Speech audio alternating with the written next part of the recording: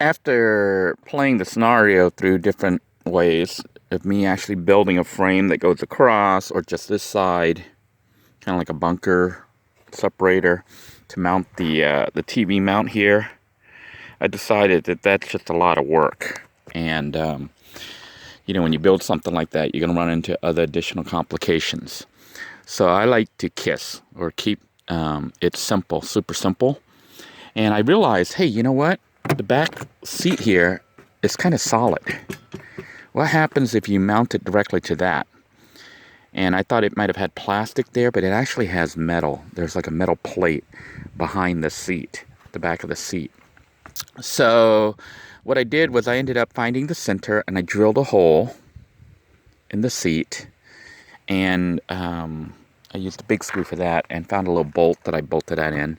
And then I lined this up like this to make these other holes. Now, a warning if you're going to do something like this is that you need to kind of make a slightly big opening, because when you try to drill something like this, the hole here, it'll catch on the drill and shred your hole backing. So make sure you make the hole bigger. I'm going to make these holes quite a bit bigger than they are right now so they don't catch on the drill. And sadly, I don't have the right size metal drill bit. I think this was a metal drill bit here. This I don't think is. I think this is a wood drill. But I'm going to try to do it anyways, because I only have the smaller screws that I'm going to put up at the top. I don't have any more of these giant size, oversized bolts here, which if I did, they would be perfect. But I didn't want something that was too long. That bolt that I put in was only like about an inch or so. Or 3/4 of an inch or an inch. It was about like this big right here. But, it had a point, whereas these don't. So these are the other ones I'm going to try to put in. And you can see the screw. I'm trying to make the hole. Hopefully this isn't too big. Try to make a little hole and then use the screw to hold it into place. At least that's the plan. We'll see what happens here. So let me make the hole here a little bit bigger, and then we're going to begin drilling. Alright, it took a little bit of work, but eventually I was able to drill through. You can see here the hole. I actually missed this part. I hope it lines up. I was able to drill the 2 holes there. Hopefully it'll line up. And you can see it kind of got caught. That's why you want to cut this area out. It might even be good to just take all of this off, but I think I would just make the hole a little bit bigger. But I was able to get it in. Let's see if we can line it up and get it to stay in place. Well, after messing with this 3rd hole here quite a bit and kind of making it a little too big for the screws that I have, all these different screws that I tried to screw in, it's too big. For the screws to hold, I'll need a larger screw. I may have to get one later. I'm going to go ahead and just try it with these 2 screws holding it in place right now, this bracket. And we're going to mount the TV on here and see how well it does. See if we can actually get the TV mounted and working. By the way, if you're wondering where I am actually back out at Camp Freedom at this point. Wanted to not work in the Walmart parking lot. I decided to come by here to try hooking it up and seeing if we can't get TV out here. So we'll see what happens. Stay tuned. Well, this was certainly kind of a pain to put on. Thankfully, well, at first I thought these screws were meant for that, but they were too big for the holes in the TV. And I was like, uh-oh, I'm out of luck. But then I realized the unit that I had removed from the back of the unit right here, the TV, the bottom for the setting it on, like the stand, was actually the screws that could fit in here, and there were 4 of them. So I've done 2 of them here, and I just have to do the other 2, and the TV should be secured. And we're gonna go hook everything up and test it out and see how it works. Alright, just wanted to point out that I did use washers here to help secure the unit, and washers here to help secure it. I may go ahead and put in additional screw here when I can find a slightly larger screw. The TV does swivel now, and actually can be swiveled out so you can watch it from outside if you wanted to.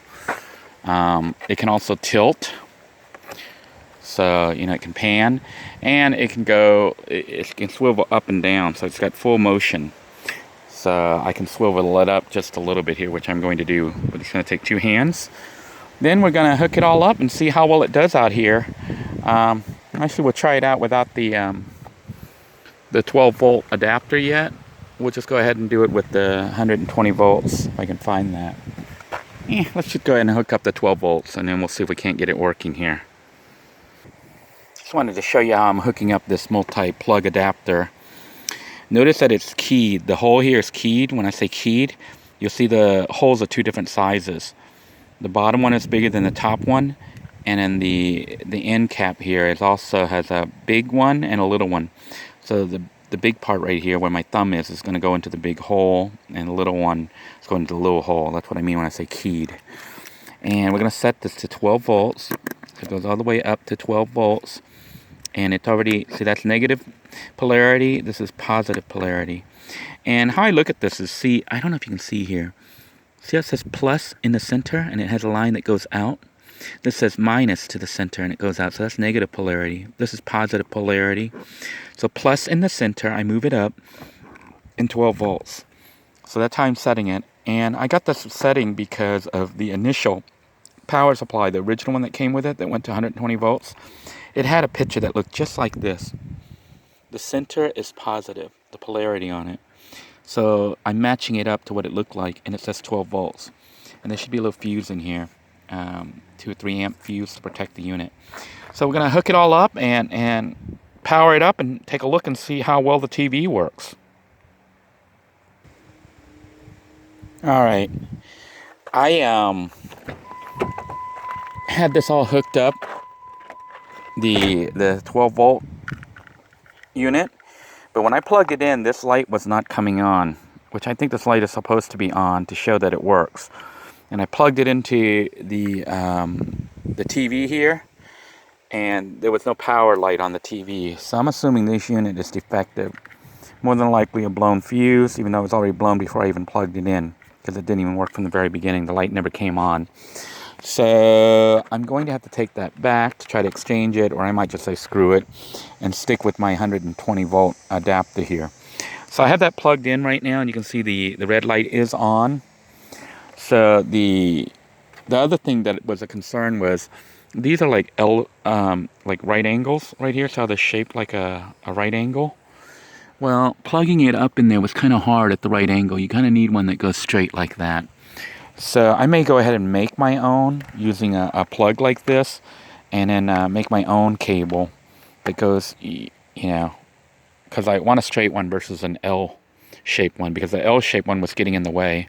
This bracket kind of gets in the way. That could be a potential problem with the VGA input and other inputs. Everything's so small, it's hitting right there. There's really no way to avoid it and not have this piece of metal sticking out here. So basically we're going to go ahead and try the unit now and see how well it all works. So let's turn the TV on and see what happens. Power is right there. We're going to turn it on. And okay, it's blinking right now. It says please wait. It's hard to see out here. And we have a channel, but nothing's showing up, probably because we are too far away from anything. I'm going to try to find, let's double check our connection here. Our antenna's right here. I am going to put our antenna up outside and see what we pick up. We're just setting it on the roof up here, so it may have a better chance at reception. You can see it is picking up better just by moving it out there. So being out here in the compound there, I moved the antenna. So we do have working TV right now. Obviously, this is, I don't know if you guys are old like me. I don't know if you remember having to stand and have somebody hold the antenna while you're trying to watch TV before there was such a thing as cable TV. Remember little rabbit ears with aluminum foil on it? Had to have somebody stand there at a certain position, at a certain angle, pointing the antenna a certain way to get the channel in. So that's what I'm having to do right here at the compound, just to show you it works. But let's see what other channels we can pick up. So I'm going to change channels. What did I do with the remote? I have to find the remote here. But for now, I think I can change channels up and down here. Yeah. So we're going to switch channels. These were the ones that were tuned in when we were over at the Walmart. And Signal's too bad out here. I think the compound is so far out, we might not be able to get much TV out here.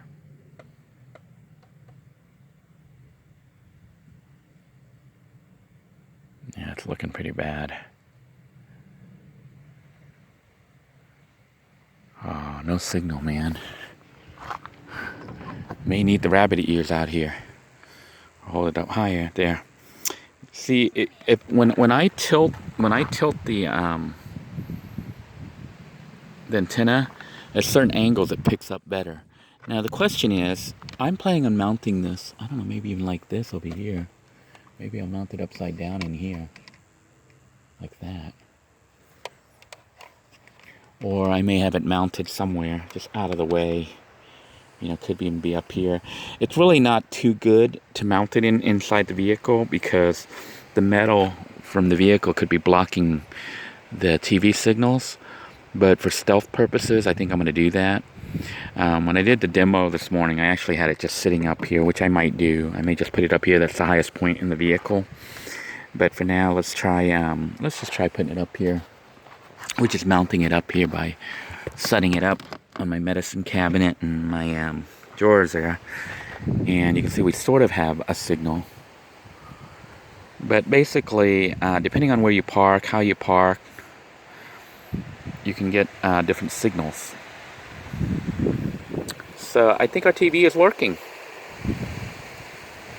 Next time maybe you'll see it fully configured and cleaned up and where I actually mount the antenna. But for now it looks like we now have TV capability inside Little Blue 2. It swivels so we can watch outside if we wanted to, assuming we could pick something up. Just set up a little chair here and watch TV. Doesn't use very many watts, using only 16-17 watts, so this is really good. And maybe I'll just go ahead and keep it like this and then go turn in this $20 adapter that totally proved to be useless. It didn't even work. So, and the L bracket made it so it's impossible to, not impossible, but it wouldn't fit so well. So we'll just use it like this and run 16-17 watts. See how much power I got left on the house battery here. I got 12.4, which means I'm still charged fairly well.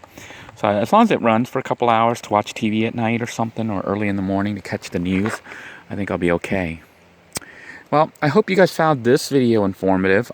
We are going to do some more upgrades here. Very cheap upgrades to turn Little Blue pretty much into a full-blown RV. Right now, you know, it's mainly used for sleeping, for cooking and eating, and now we have entertainment with the TV up. I did use entertainment before with just streaming over Wi-Fi on my phone, but now I can actually watch over-the-air TV. And what we're going to do is turn this TV, this HD TV, into a smart TV in a future episode, so look forward to that. The other plan is to actually add a usable bathroom, you know, for number 1 and number 2. I'm still trying to figure out how that's all going to be set up and how it's going to work. And we'll share that video with you guys as soon as I get it going. Until next time, everyone, I hope you're staying safe, having a great day, and realizing that you can actually do things fairly cheap and have a really nice little small cozy little RV here without spending too much money. The key is just looking and getting bargains like this $10 TV from Goodwill. They do occasionally come up. It is an Insignia. It wasn't a monitor. It was an actual TV, and it appears to be working. So the most expensive, what was crazy, was the mount was like $20. So this little piece of metal I bought cost more than the TV. And of course the power supply, which I am now going to take back because it didn't work. And I think I'm just going to keep it like this and use 120 volts, not spend any more money than I have to. Oh, here's the remote. This is where I had it. So let's see if we can get a channel working here. I think this video has gone on long enough. I'm going to go ahead and end it. Take care, everyone. God bless you all. Be safe.